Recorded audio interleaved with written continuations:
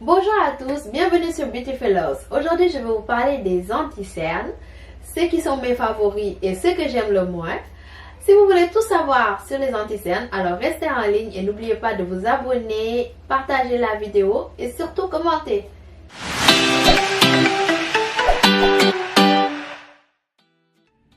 Alors, je vais d'abord commencer par les anti-cernes que j'aime le plus. Alors, le premier, qui est mon préféré, c'est celui-ci de NARS. C'est le Radiant Creamy Concealer. C'est mon anti-cerne préféré. Je l'ai en teinte café. Et depuis qu'il est sorti de NARS, je ne sais plus depuis combien d'années, je pense bien que ça doit faire 4 ans. Je l'utilise tout le temps. Dès qu'il est fini, je le rachète.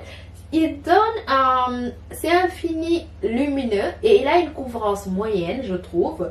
Et c'est facile à mettre, facile à appliquer, facile à estomper. Et c'est mon anti-cerne préféré de tous les jours. Celui qui vient juste après, c'est mon anti-cerne de chez Becca, le Aqua Luminous Perfecting Concealer. Alors, celui-là, il a une couvrance plus faible, je trouve, et je le mets pour les journées où j'ai pas trop de cernes. Quand je vois que j'en ai pas trop, je mets celui-là au lieu du NARS. Et ce que j'aime bien sur celui-là, c'est qu'il a un fini très lumineux qui apporte un petit peu, je sais pas, du relief au visage. Et encore une fois, j'adore la couleur. Je l'ai en, j'ai oublié de dire ma couleur, en deep bronze. Je l'ai en deep bronze. Je vous mettrai toutes les descriptions des produits, leur prix, où l'acheter, etc. dans la description box en bas. Et donc ces deux anti-cernes sont vraiment ceux que je mets le plus souvent. Je les utilise.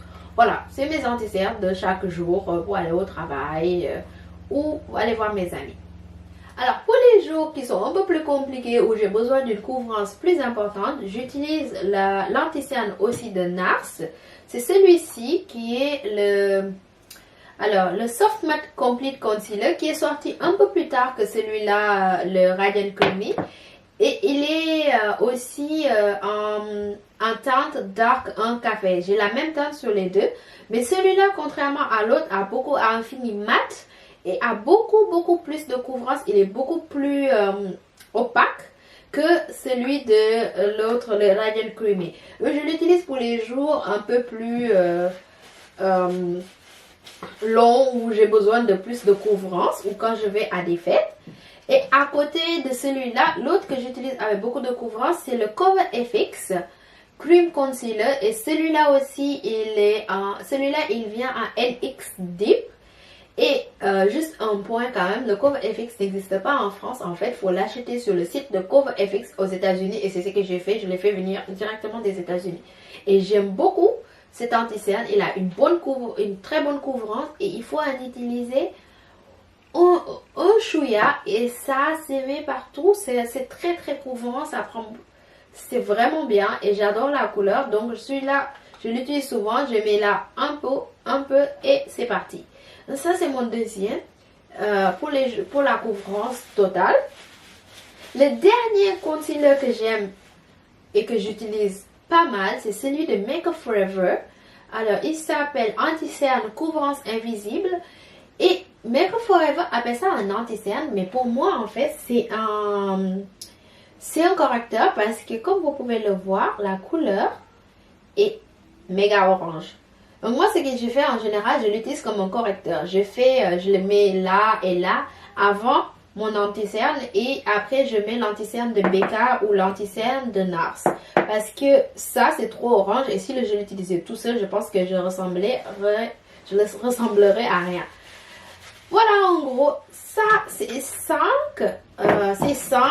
sont vraiment mes favoris. Je les adore et je les utilise depuis plusieurs années, très souvent. Alors, maintenant, on va passer à ce que j'aime moins. Et quand je dis ce que j'aime moins, c'est que moi, personnellement, je trouve que c'est des anti-cernes qui n'ont pas fonctionné sur moi. Ça ne veut pas dire que ça ne peut pas fonctionner sur vous. Et si je ne les aime pas, c'est pas pour ça que vous ne pouvez pas les aimer. Et vice versa. Alors, on va commencer par le premier. C'est celui-ci de chez MAC. Alors, celui-ci de chez MAC, il est très connu. Beaucoup de personnes l'aiment. Et moi, je l'ai acheté en fait après avoir vu une revue, je pense, de Destiny Godley. il y a assez longtemps qui en disait beaucoup de bien. Alors, je suis allée l'acheter, mais moi, mon problème avec ce truc, c'est comme vous pouvez le voir, d'abord, il coûte cher. Il coûte cher, peut-être 40 à 50 euros. Et comme vous pouvez voir, je n'ai utilisé que cette teinte. Je l'ai surutilisée et voilà, c'est ma teinte de correcteur. Mais tout le reste, je les utilise pas du tout.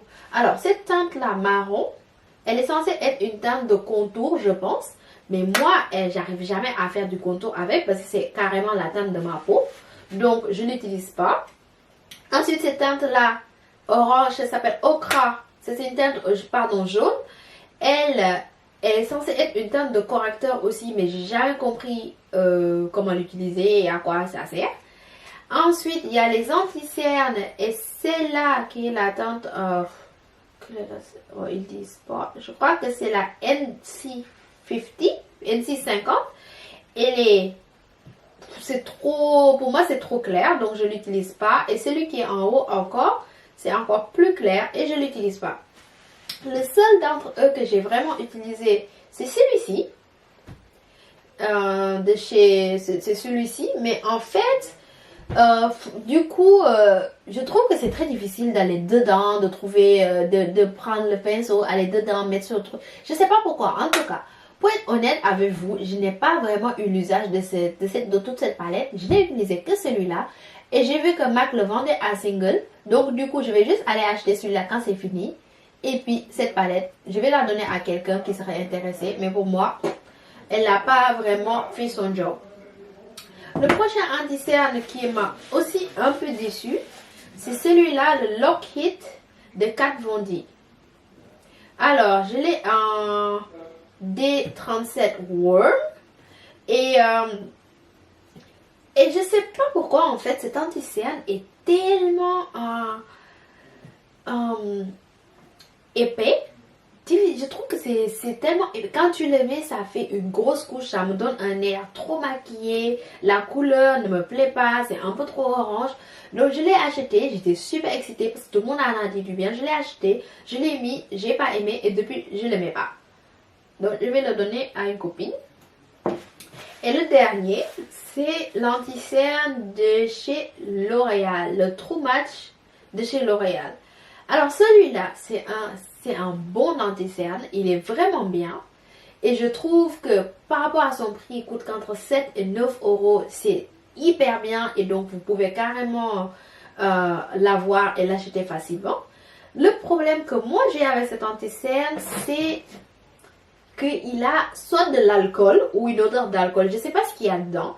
Mais ça me donne, à chaque fois que je le mets sur mes yeux, ça me pique les yeux. Et quand je l'estompe, ça me pique tellement les yeux que ça me fait pleurer. Ça m'énerve. Donc du coup, comme j'ai beaucoup d'autres anti-cernes, j'ai fini par prendre les autres et de ne pas l'utiliser. Alors qu'il a une teinte super. Il marche très bien. J'aime la texture et tout.